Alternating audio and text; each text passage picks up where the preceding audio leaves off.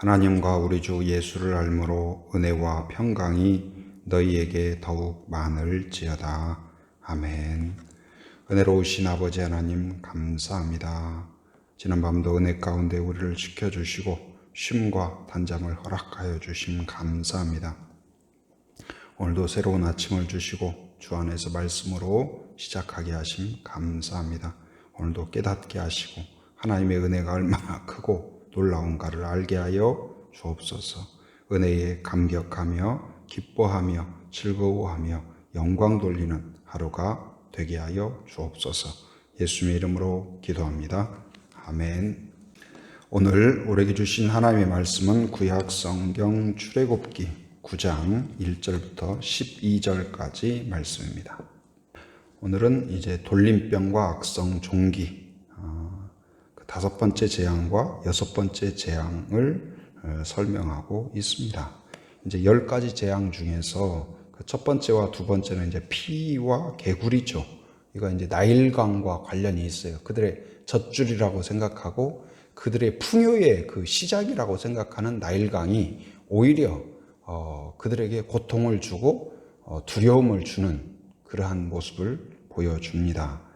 또 이제 세 번째, 네 번째 재앙은 이와 그 파리 아주 미미한 것들이 오히려 가장 강력한 나라를 혼란스럽게 하고 견딜 수 없게 하는 그 역설적인 그런 모습을 보여줍니다. 그리고 이제 오늘 이야기는 이제 다섯 번째, 여섯 번째 재앙인데 돌림병과 악성 종기. 이제 그동안은 어쩌면 좀 불편하고 좀 놀라게 하는 그 정도였다면 이제 이 돌림병과 악성 종기는 돌림병은 짐승들, 가축들이 실제로 이제 죽게 되는 거죠. 죽음과 연관이 됩니다. 그리고 이제 악성 종기는 사람들에게까지 이제 심각한 이제 문제를 일으키는 점점점 그 강도가 강해지는 것을 볼 수가 있습니다. 오늘 읽은 말씀 1절부터 7절까지에서는 이제 심한 그 돌림병, 돌림병인데 그냥 돌림병이 아니고 심한 그 돌림병, 무엇이에요? 가축들에게 왜 이런 돌림병이 일어났냐?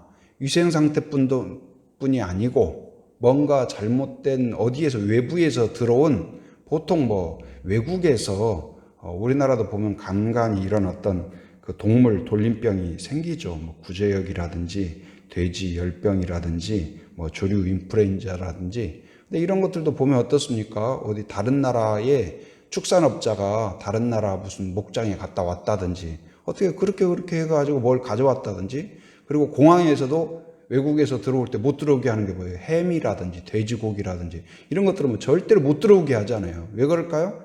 이런 것을 막기 위한 거예요. 못 들어오게. 근데 지금 오늘 이 심한 돌림병은 외부에서 그렇게 어디 다른 나라에서 누가 뭘 가지고 와서 들어온 것이 아니라 지금 거기에서 발생을 한 거예요. 거기에서. 왜요? 바로 하나님에 대한 강박한 마음 때문에. 하나님을 거부하고 하나님이 내 백성을 보내라. 그들이 나를 섬길 것이니라. 내일까지 그렇게 하지 아니하면 이러리라 예고를 하고 경고를 했지만 그러니까 하나님의 경고를 듣는 자는 복이에요. 오늘 이 성경 말씀은 우리에게 주신 복이자 경고입니다. 곧 하나님의 말씀을 듣고 그것을 받아들이고 수용하고 회개하고 돌이키는 사람은 복이 있는 사람이에요. 자동차를 타다가도 기름이 다 떨어집니다 하고 경고등이 들어오잖아요. 그럼 그것을 바로 어디로 가야 돼요? 아무리 급해도 주유소를 찾아서 빨리 기름을 넣어야 되죠. 그런데 그냥 이것도 어느 정도는 가도 돼. 가다가 고속도로나 어디 주유소가 없는 곳에서 차가 멈춰버리면 난감한 거죠. 근데 마치 지금 인생이 그래요. 괜찮아. 어제도 괜찮았고 다른 사람도 괜찮고 다 괜찮잖아. 그렇게 가다가 결국은 멸망의 길로 빠지고 고통의 길로 빠지는 것이죠. 그래서 경고를 받아들여야 돼요. 경고 앞에서 회개하는 자가 되어야 돼요. 그래서 심한 돌림병이 이제 우리도 지금도 과학이 이렇게 발전했지만 이러한 뭐 구제역이나 돼지열병이나 뭐 조류인플루엔자나 이런 것들이 생기면 어떻게 해요? 그 닭이나 돼지나 소를 치료하는 게 아니고 어떻게 해요? 살처분해요. 그냥 갖다 묻어버려요. 한 마리가 발생하면 어떻게 해요? 그 한 마리만 뭐 하는 게 아니에요. 그 농장만 처분하는 게 아니에요. 반경 몇 킬로 내에 있는 모든 그 동물들을 다 살처분해요. 그 정도로 무서운 거죠. 뭐 그냥 그것을 치료하고 연구하고 약 발라주고 무슨 방역하고 그 정도 가지고 해결이 안 되는 거죠. 근데 그러한 이 심한 돌림병이 그 가장 자랑스럽게 생각하던 애굽에, 그리고 이제 이건 또 뭐냐면은 그들이 지금도 그렇잖아요. 어떤 우상 숭배한다든지 그러면 많은 경우 동물들을 또 숭배해요. 숭배해요. 근데 그 애굽도 그 숭배하는 동물 중에 하나가 뭐냐면 소예요, 소. 지금도 어떤 길 이렇게 지나가다가 소가 앞길 막고 있으면 차가 안 가고 기다리고 있다고 하잖아요. 왜냐하면 그 거룩한 동물로 생각하고 그가 숭배의 대상으로 생각하니까 그 앞에서 그냥 빨리 지나가 주시옵소서 기다리고 있는 거죠. 오늘 또 어떤 제사를 드리거나 무슨 사업을 시작하면서 어떻습니까? 돼지 머리를 놓고 한다든지. 근데 이 성경적으로 보면 가장 어리석은 일이에요. 자기 목숨도 구하지 못하고 자기 생각도 못하고 미래에 대해서 생각하지 못하는 이 돼지 머리를 놓고 그 앞에서 뭔가를 미래를 꿈꾸고 이야기한다는 것이 하나님이 보실 때, 성경이 볼 때에는 얼마나 어리석은 일인가. 근데 오늘 애굽도 마찬가지예요. 소를 신격화하고 숭배하는 그런 애굽 종교의 관습이 있는데 지금 그 재앙 앞에서 사람들을 보호하기는커녕 자기도 보호하지 못하고 다 돌림병에 죽어나가는 거예요. 여러분, 우리를 보호할 수 있는 존재는 없습니다. 이 위기 앞에서 누가 우리를 보호할 수 있을까요? 하나님의 은혜 외에는 보호할 수 없다는 것을 깨닫기 바랍니다. 똑같은 돌림병이 왔는데 어떻게 됐을까요? 4절 한번 읽어보도록 하겠습니다. 4절 같이 시작. 여호와가 이스라엘의 가축과 애굽의 가축을 구별하리니 이스라엘 자손에게 속한 것은 하나도 죽지 아니하리라 하셨다라 하시고. 그러니까 똑같은 동물인데 애굽 것이 예를 들어 좋은 사료를 먹었을까요? 이스라엘 것이 좋은 사료를 먹었을까요? 애굽이 더 위생적일까요? 이스라엘이 더 위생적일까요? 말 하나만 하죠. 훨씬 더 애굽이 더 좋은 시스템으로 더 방역 잘하고 깨끗하고 좋은 사료 먹고 그러지 않았을까요? 그런데 지금 어떻게 돼요? 애굽 동물들은 다 죽어나가요. 그런데 이스라엘 것은 하나도 죽지 않는데요. 이게 웬일입니까? 하나도 죽지 않아요.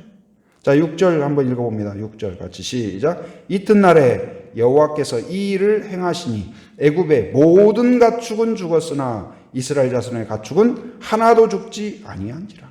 그러면 강조 표현이 나오죠. 모든 하나도. 모든 하나도. 하나님을 거부하는 자는 예외 없이 멸망으로 빠집니다. 경고를 무시한 자는 예외 없이 죽음에 이르게 돼요. 그러나 경고를 받아들이고 하나님의 음성을 듣고 하나님께 돌이키는 자는 어때요?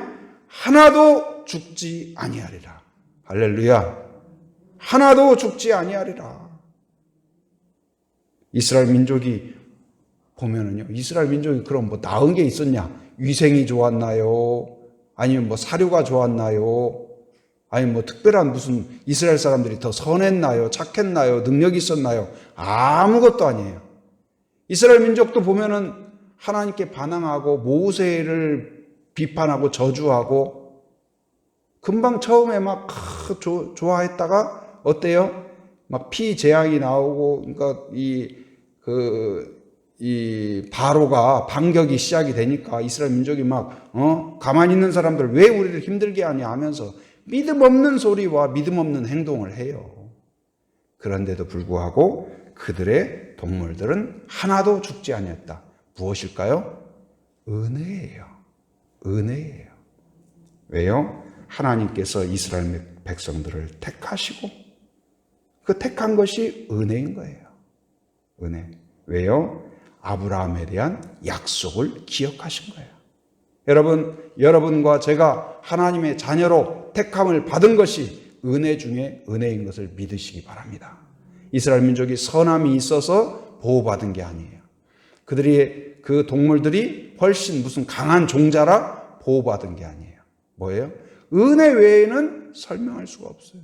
내가 하나님의 자녀가 되고 하나님의 은혜를 누리고 죄를 깨닫게 하고 돌이키는 마음을 주시고 하나님의 뜻에 순종하고 싶고 여러분 안에 하나님의 뜻대로 살고 싶은 마음이 있습니까? 그때 기쁩니까? 하나님의 말씀을 읽고 하나님의 말씀을 듣고 하나님의 음성을 깨달으면 감격스럽습니까? 여러분의 깨달음의 깊이가 커서가 아니라 성령의 감동하심이 여러분 안에 있기 때문인 것을 기억하기 바랍니다. 성령이 도우실, 그게 다 은혜예요. 아브라함의 약속을 기억하시고 그들이 지금 그 착하든 믿음이 있든 믿음이 없든 아브라함과의 맺으신 그 언약을 하나님이 기억하시고 신실하신 하나님이 이스라엘 백성들을 보호하시고 이끌어내신 거예요. 마찬가지로 오늘 우리가 완벽하지 못함에도 불구하고 하나님의 은혜와 하나님의 그 풍성함을 누릴 수 있는 것은 무엇일까요? 예수님을 통한 약속을 하나님이 기억하시고 지키시기 때문이에요. 오늘 또 예수님을 믿고 받아들이면 구원이 있는 이유는 무엇일까요? 하나님께서 예수님을 통하여 약속하신 구원의 약속에 신실하시기 때문에 그래요. 그 예수님의 십자가를 통하여 그 예수님의 선포를 통하여서 여러분과 저에게 은혜가 임한 줄 믿습니다. 그래서 내가 하나님의 자녀로서 하나님과 함께하는 자로서 감사하고 찬양하고 기뻐하고 즐거워하는 것 외에는 우리에게 다른 것이 없어요. 여러분 오늘 하루가 나에게 주어진 것은 은혜인 것을 믿으시기 바랍니다. 감사하기 바랍니다. 누가 주셨을까요? 하나님이 베풀어 주셨어요. 한순간 한순간 여러분 감사로 여러분의 흔적을 만드시기 바랍니다. 저는 이제 고향이 관광지였거든요. 관광지. 그럼 주말이 시작되면 막 사람들이 보기 위하여서 전국에서 관광버스로 와요. 우리나라 관광 올 때 풍경이 어떻습니까? 관광차 오고 관광차도 일반 차에 비해서 화려하잖아요. 화려하고 복장들도 어때요? 울긋불긋 막 선글라스 끼고 탁 하고 얼마나 멋진지 다 모델처럼 하고 와요. 그런데 이제 주일이 지나고 월요일날 학교 가려고 하면 어떻게 되는지 아세요? 쓰레기가 그냥 난무해요. 그렇게 화려하고 그렇게 멋지고 막 노래 부르고 즐거워하고 그런 사람들이 수많은 그 인파들이 지나가고 난 그 자리에는 뭐밖에 안 남냐? 화단 나무 다 밟아가지고 다 꺾어지고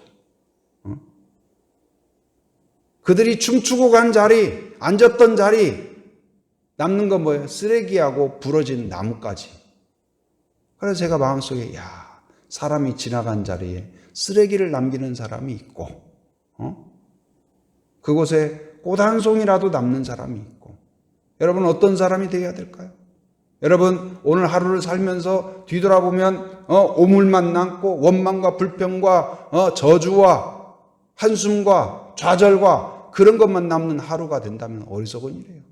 은혜 안에 살면서도 지옥 가운데 사는 사람이 있는가 하면 바로 고난과 어려움 속에서도 감사를 아는 자, 축복을 아는 자, 오늘 내가 생존한다는 자체가, 걷는다는 자체가, 숨쉬는 자체가 은혜라는 것을 깨닫는 사람은 당연히 무엇이어야 될까요? 감사와 찬양과 기뻐하는 성도가 되어야 될 줄 믿습니다. 여러분 한 걸음 한 걸음이 주님과 동행하는 걸음이 되길 바랍니다. 경고를 받아들이는 그러한 걸음이 되길 바랍니다. 감사와 찬양이 있는 하루가 되길 바랍니다. 다른 사람을 축복하고 격려하고 응원하고 이끌어주고 인도하는 그러한 발걸음이 되길 바랍니다. 그러면 하나님의 기쁨이요 많은 사람들에게 축복이 되는 그런 은혜가 임할 줄 믿습니다. 바로 그러한 그리스도인다운 그리스도인, 은혜를 아는 그리스도인이 되기를 주님의 이름으로 축원합니다.